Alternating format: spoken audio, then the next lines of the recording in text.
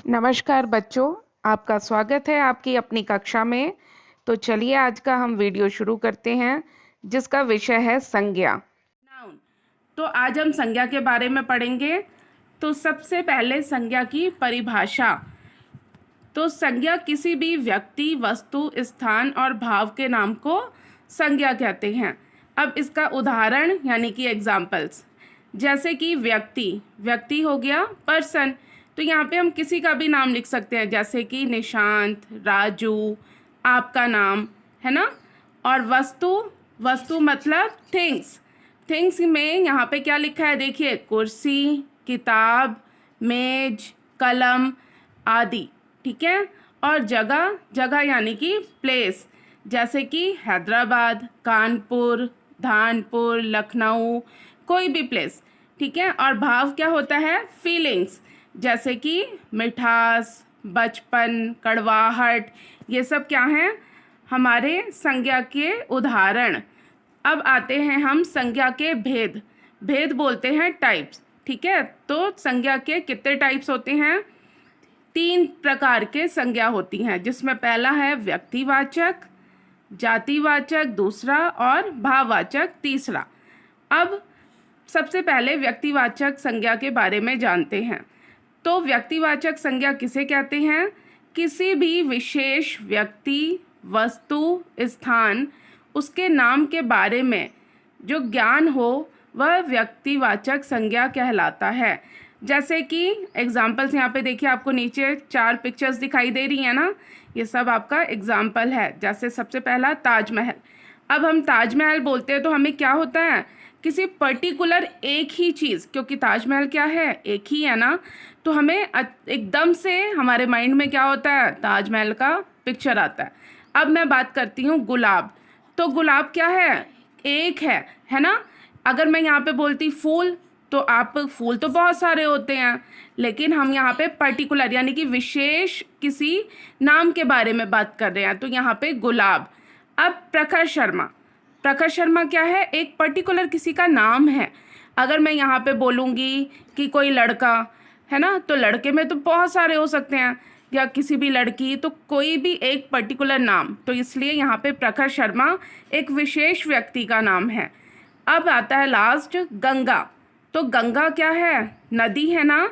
अगर मैं बोलती नदी, तो नदियों के नाम तो बहुत सारे हैं, लेकिन यहाँ पे किसी विशेष नदी के बारे में हम बात कर रहे हैं। तो जब भी हम किसी भी विशेष व्यक्ति, वस्तु, स्थान के बारे में बात करें तो उसको हम व्यक्तिवाचक संज्ञा कहते हैं। अब है जातिवाचक संज्ञा।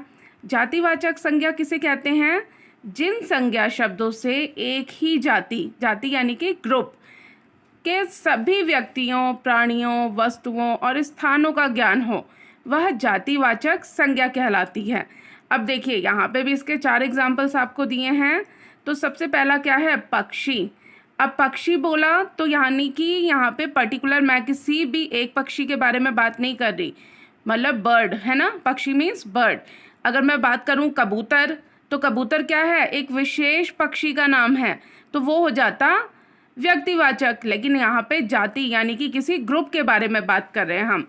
तो पक्षी, पक्षी क्या है, सभी पक्षियाँ, जैसे कबूतर, तोता, मैना, इन सबको मिलाकर के हम क्या बोलेंगे, पक्षी। तो ये एक हो गया जातिवाचक।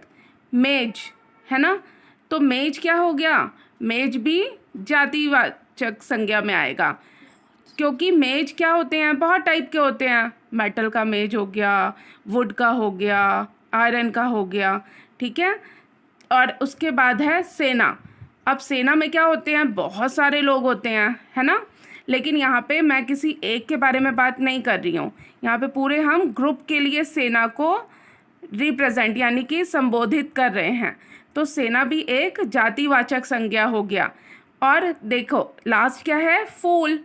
अभी इससे पहले मैंने आपको बताया था ना गुलाब, तो यहाँ पे हम गुलाब या कमल किसी एक के बारे में बात नहीं कर रहे हैं ना।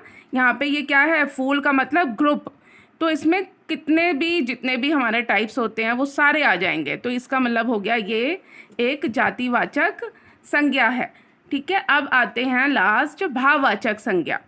तो भाववाचक संज्ञा उन शब्दों को कहते हैं जिसमें किसी भी भाव का बोध हो, ठीक है, अर्थात वो क्या होते हैं, भाव कभी भी दिखाई नहीं देते, हम उन्हें क्या करते हैं, सिर्फ महसूस कर सकते हैं। तो जिन शब्दों से भाव का नाम का बोध हो अर्थात वे अमूर्त हों, दिखाई ना दें, उन्हें हम भाववाचक संज्ञा कहते हैं। अब यहाँ पे भी देखिए नीचे 4 पिक्चर्स आपको दिखाई दे रहे हैं ना, ये सब भाववाचक संज्ञा का उदाहरण है। सबसे पहले वीरता। अब वीरता कहते ही आपको क्या लगता है, आपको अंदर से हिम्मत आती है, तो हम उसको फील कर सकते हैं, है ना।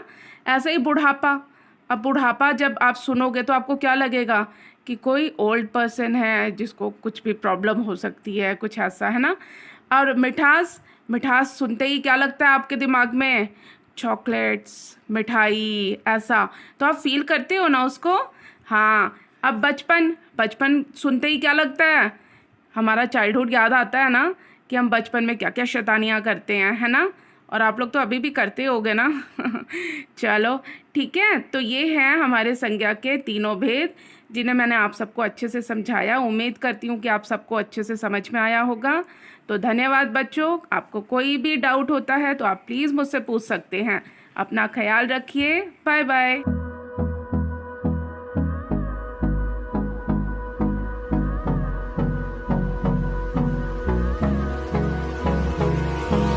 Hold me close till I get up. Time is barely on our side.